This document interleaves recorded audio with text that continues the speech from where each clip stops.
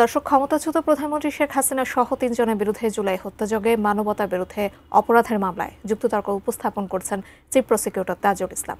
আমরা এখন সরাসরি যুক্ত হব আমাদের সহকর্মী জাবেদ আক্তারের সঙ্গে। তিনি এই মুহূর্তে আন্তর্জাতিক অপরাধ ট্রাইব্যুনালে আছেন। জাবেদ, সেখানকার বিস্তারিত আপনার কাছ থেকে জানতে চাই, কি চলছে এই মুহূর্তে সেখানে?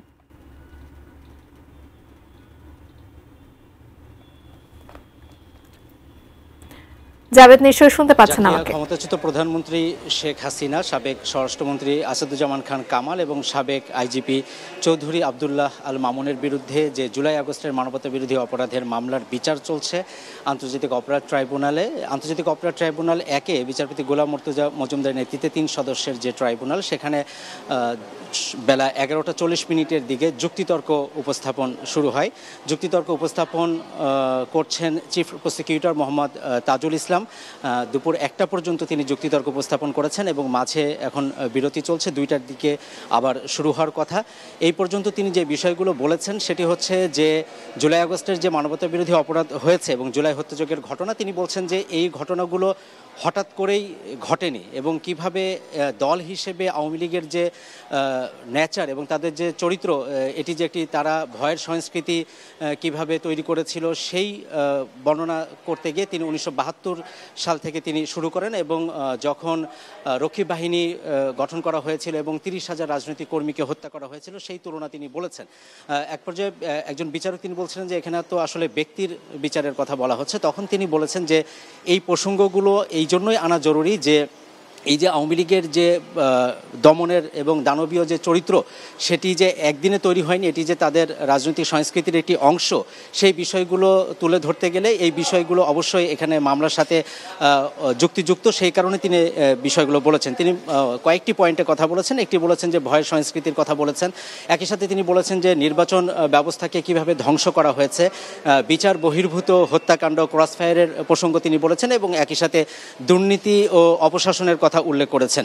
সেখানে তিনি তুলনামূলক বিশ্লেষণ করেছেন যে এই যে গত 15 বছর আওয়ামী লীগের যে শাসনামল, সেখানে কিভাবে এই বিষয়গুলো ঘটেছে এবং এর আগে যখন আওয়ামী লীগ ক্ষমতায় ছিল তখন আসলে এই বিষয়গুলো কিভাবে ঘটত।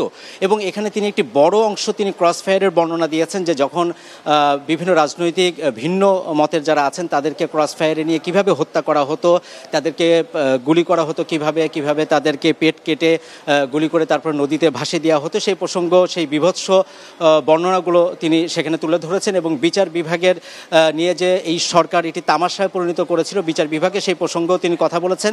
তত্ত্বাবধায়ক সরকার ব্যবস্থা বাতিল হয়েছিল, সেখানে সাবেক প্রধান বিচারপতি এবিএম খায়রুল হকের প্রসঙ্গ তিনি এনেছেন।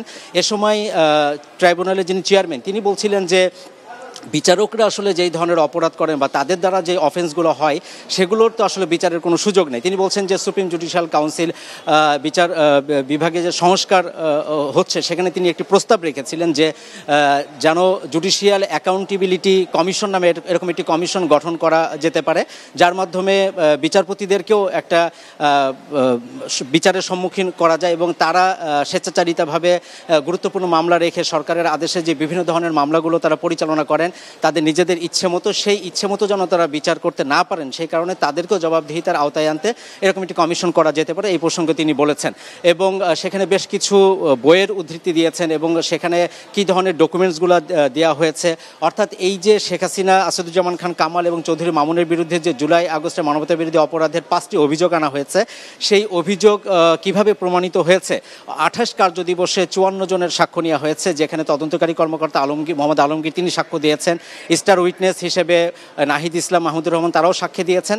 এবং বিরতির সময় যখন ব্রিফিং করছিলেন তখন তার কাছে প্রশ্ন ছিল যে সম্প্রতি ট্রাইব্যুনাল থেকে যে গ্রেপ্তারি পরোয়ানা জারি করা হয়েছে সেটি সেনা সদরে পাঠানো হয়েছে কিনা। তিনি বলেছেন যে সেনা সদরে সেটি পাঠানো হয়েছে এবং তারা সেটি পেয়েছেন।